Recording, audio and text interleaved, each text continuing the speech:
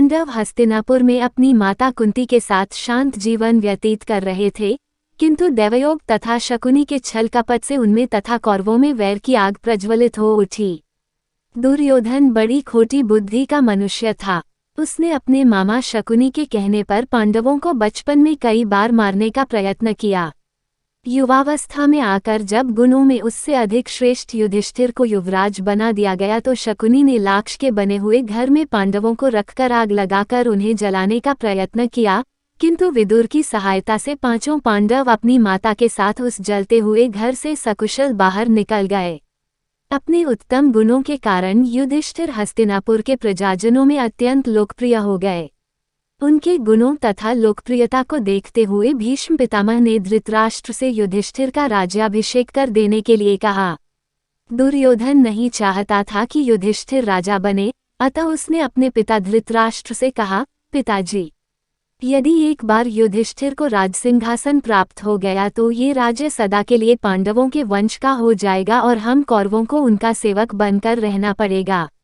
इस पर धृतराष्ट्र बोले, वत्स दुर्योधन, युधिष्ठिर हमारे कुल की संतानों में सबसे बड़ा है, इसलिए इस राज्य पर उसी का अधिकार है। फिर भीष्म तथा प्रजाजन भी उसी को राजा बनाना चाहते हैं। हम इस विषय में कुछ भी नहीं कर सकते। धृतराष्ट्र के वचनों को सुनकर दुर्योधन ने कहा, पिताजी, मैंने इसका प्रबंध कर लिया है, बस आप किसी तरह पांडवों को वारणावत भेज दें। दुर्योधन ने वारणावत में पांडवों के निवास के लिए पुरोचन नामक शिल्पी से एक भवन का निर्माण करवाया था, जो कि लाख, चर्बी, सूखी घास, मूंज जैसे अत्यंत ज्वलनशील पदार्थों से बना था। दुर्योधन ने पांडवों को उस भवन में जला डालने का षड्यंत्र रचा था।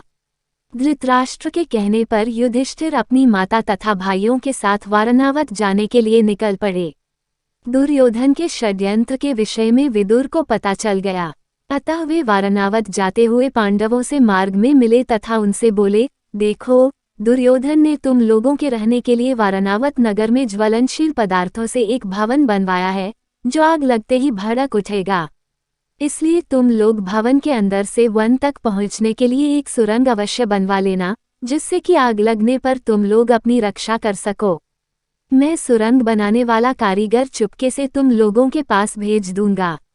तुम लोग उस लाक्षागृह में अत्यंत सावधानी के साथ रहना।